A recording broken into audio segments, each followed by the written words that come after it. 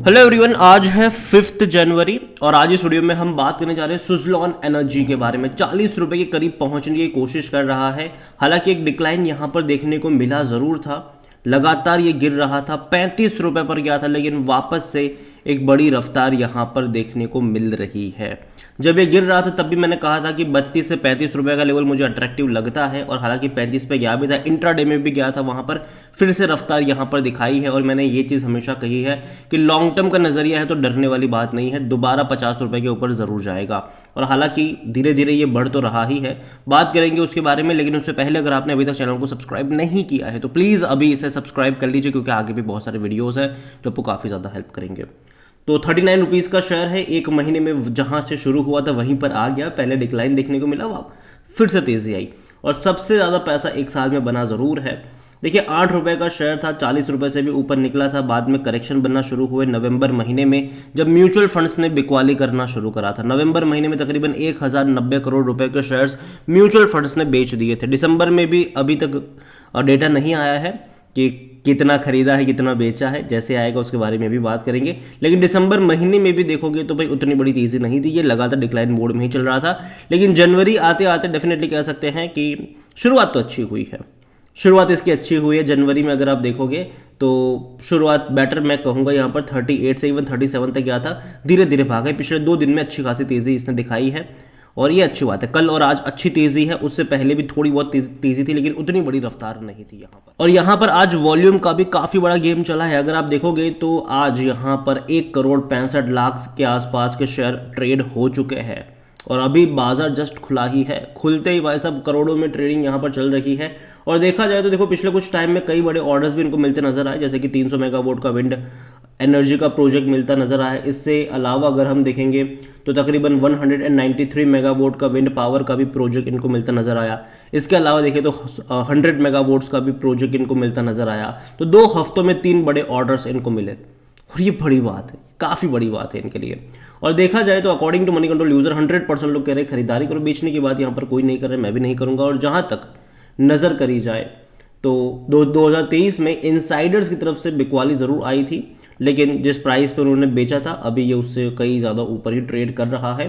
Numbers देखोगे तो 2022 और 23 में काफ़ी अच्छे रहे, पहले डिक्लाइन मोड चल रहा था, लेकिन धीरे धीरे इनके रेवेन्यू बढ़े। और सबसे अच्छी बात है कि कंपनी ने प्रॉफिट में बड़ी तेज़ी दिखाई है, और अभी कंपनी जो है वो प्रॉफिट की तरफ जा रही है, रेवेन्यू की तरफ नहीं जा रही है। अगर आप क्वार्टरली इनका रेवेन्यू देखोगे तो आपको उतना बड़ा ग्रोथ नज़र नहीं आएगा, लेकिन अगर आप प्रॉफिट की तरफ नज़र करोगे तो कंपनी क्वार्टरली 100 करोड़ का प्रॉफिट कर रही है, और धीरे धीरे ये प्रॉफिट बढ़ सकता है। रीज़न ये है कि अब तक कंपनी कर्जे में थी, डेट में थी, डेट को चुकाने में एक बहुत ज़्यादा पैसा इनका जा रहा था, लेकिन अभी कंपनी ऑलमोस्ट डेट फ्री हो चुकी है। और इसके अलावा इनके पास और थोड़ा बहुत कैश भी पड़ा हुआ है, जिसका ये इस्तेमाल करेंगे आने वाले टाइम में। और बाकी जो बड़े बड़े प्रोजेक्ट इनको पिछले कुछ टाइम में मिलते नजर आए हैं, उसको लेकर इन्होंने आरईसी के साथ भी एक टाई अप करा है, ताकि पैसों की फाइनेंसिंग की जो पाइपलाइन है वो स्ट्रेट फॉरवर्ड रहे। इनकी जो भी पैसों की रिक्वायरमेंट है वो आरईसी से इनको मिल जाएगी, और उस पैसों से वो प्रोजेक्ट को कंप्लीट करेंगे, और बाद में जब पैसा आएगा तो वो उसको चुका भी देंगे। जहाँ तक वैल्यूएशन की बात की तो हाँ, ये आपको थोड़ा सा महंगा लग सकता है। 91 का पी रेशो सेक्टर P54 का है। 100% एनालिस्ट कहते हैं खरीदारी करो। देखो यहाँ पर 91 का पी है, लेकिन अगर इनके क्वार्टरली रिजल्ट्स अच्छे आते हैं, जो कि दिसंबर में मैं उम्मीद करता हूँ कि अच्छा आने चाहिए, प्रॉफिट 100 करोड़ से ज़्यादा का यहाँ पर देखने को मिलना चाहिए। रेवेन्यू में भी एक तेज़ी आनी चाहिए, क्योंकि भाई साहब बड़े सारे प्रोजेक्ट इसको मिले हैं पिछले एक साल में। 2023 में कई बड़े ऑर्डर्स इनको मिलते नज़र आए हैं, तो कहीं ना कहीं उसका इम्पैक्ट दिखना चाहिए दिसंबर क्वार्टर में भी, और उसके बाद के क्वार्टरों में भी। नंबर वाइज मैं मानता हूँ कि इंप्रूवमेंट यहाँ पर आनी चाहिए, और धीरे धीरे इंडिया में जो ग्रीन एनर्जी वाला जो सेक्टर है वो काफ़ी अच्छा काम करेगा, और ये उसी में काम करता है, ये उसी में काम करता है। तो देखो फ़ायदा तो है इसका, ऐसा नहीं कि कंपनी ख़राब है। हालांकि पहले ख़राब हुआ करती थी, तब मैंने कई सारे अवॉइड करने की भी बातें करी थी, लेकिन जब ये 15 रुपये के आसपास ट्रेड कर रहा था, और जब कई सारी पॉजिटिव अपडेट्स थे कि इन्होंने अपना कर्जा भी चुका दिया है, और कंपनी लगातार यहाँ पर म्यूचुअल फंड्स की एंट्री भी आ रही थी, और इवन कंपनी लगातार अपने डेट फ्री की तरफ भी बढ़ गई थी, तब मैंने कहा था कि हाँ अब आप इसको लॉन्ग टर्म के लिए कंसिडर कर सकते हो। और अभी भी मेरा वही स्टेटमेंट है कि लॉन्ग टर्म के लिए इसको कंसिडर कर सकते हो, कोई दिक्कत की बात नहीं। अप्स एंड डाउन्स बीच बीच में आती रहेगी। देखो जैसे कि 42 पे जाने के बाद 35 पर भी आया था, ठीक है, तो अप्स एंड डाउन्स आती रहेगी, लेकिन वापस से रिकवरी भी यहाँ पर देखने को मिलेगी। और जहाँ तक बात करें इनके फाइनेंशियल्स की, तो डेफिनेटली इनके रेवेन्यू आपको उतने अच्छे नहीं लगेंगे, ग्रोथ उतनी ज़्यादा इनके रेवेन्यू वाइज आपको देखने को नहीं मिलेगी। लेकिन अच्छी बात यह है कि कंपनी प्रॉफिट की तरफ जा रही है, तो प्रॉफिट आपको देखने को मिल रहा है, स्लो ही सही, लेकिन धीरे धीरे कंपनी चीज़ों को बेहतर कर रही है, और मुझे लगता है कि एक अच्छी बात है।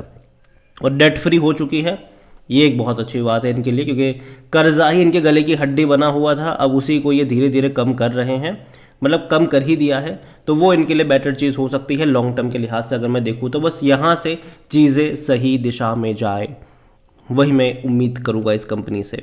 जहाँ तक शेयर होल्डिंग को लेकर देखा जाए तो प्रमोटर के पास 13.29% की होल्डिंग है। एक इंटरव्यू में जब प्रमोटर से पूछा गया था कि आप अपनी होल्डिंग को यहाँ पर बढ़ाएंगे, तो उन्होंने कहा था कि वो अभी उनका कोई प्लान ऐसा है नहीं, आने वाले टाइम में सोचेंगे उसके बारे में। लेकिन म्यूचुअल फंड्स और डोमेस्टिक और एफआईएस अच्छी खासी क्वांटिटी में है, और इन्हीं की एंट्री ने कहीं ना कहीं पूरा का पूरा गेम पलटा भी है।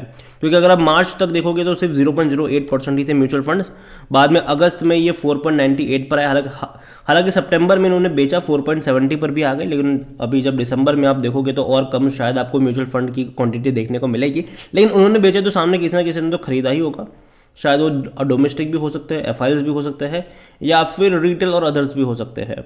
यहाँ पर एफआईएस में अगर आप देखोगे तो 10.88% की होल्डिंग है इनके पास। इसके अलावा ब्लैक रॉक, क्योंकि काफ़ी बड़ा ग्रुप है, उनके पास तकरीबन 5% से भी ज़्यादा की क्वांटिटी सुज़लॉन में है। यहाँ पर रिटेल और अदर की मिलाकर 66.02% की होल्डिंग है, जिनमें से रिटेल इन्वेस्टर 24.09% की होल्डिंग लेकर बैठे। हालांकि ये सितंबर क्वार्टर की शेयर होल्डिंग पैटर्न है। दिसंबर में बहुत सारे चेंजेस देखने को मिलेंगे जब अपडेट होगा ये, क्योंकि शेयर भाई साहब बढ़ते नजर आए थे हमें, ठीक है। सितंबर, अगस्त, अक्टूबर, नवंबर, दिसंबर में शेयर ने धमाका मचाया था, ठीक है। तो देखना यही रहेगा कि दिसंबर में कौन खरीद रहा था, कौन बेच रहा था यहाँ पर, तो वो देखना इंटरेस्टिंग है। इसके अलावा देखो सुज़लॉन को लेकर मैं एक ही चीज़ कहूँगा कि देखो कंपनी बर्बाद तो होने वाली नहीं है। पहले डर ज़रूर था, लेकिन धीरे धीरे चीज़ें बेहतर होती नजर आई।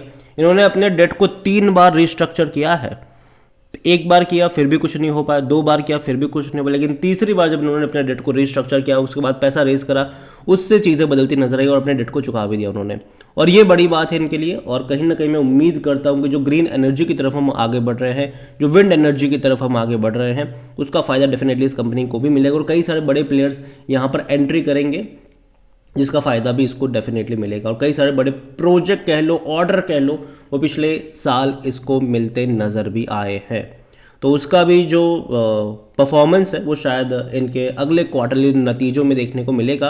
अगेन मैं कहूँगा कि अप्स एंड डाउन्स यहाँ पर आते रहेंगे, जैसे कि 42 से ये गिरकर 35 पर आया था, अप्स एंड डाउन्स आते रहेंगे यहाँ पर। लेकिन यहाँ पर जो आपकी स्ट्रेटजी होनी चाहिए वो लॉन्ग टर्म की होनी चाहिए। इसके अलावा बाय ऑन डिप्स के मौके आपको यहाँ पर ढूंढने चाहिए। यहाँ से भाग के अगर ये वापस 40 पे भी जाएगा, हो सकता है कि वहाँ से तेज़ी भी दिखा दे, लेकिन गिरावट भी आ जाए, ये दोनों चीज़ें पॉसिबल है वहाँ पर, ठीक है। लेकिन लॉन्ग टर्म का आउटलुक अभी भी इसका जो है वो स्टेबल रहेगा। मैं यहाँ पर इंट्राडे की बात नहीं करूँगा, स्विंग ट्रेड की बात नहीं करूँगा, मैं सिंपल सी बात है, लेकिन लॉन्ग टर्म का नज़रिया आपका है तो कोई दिक्कत मुझे यहाँ पर लगती नहीं है, यही मैं कहूँगा। बाकी मर्जी आपकी है।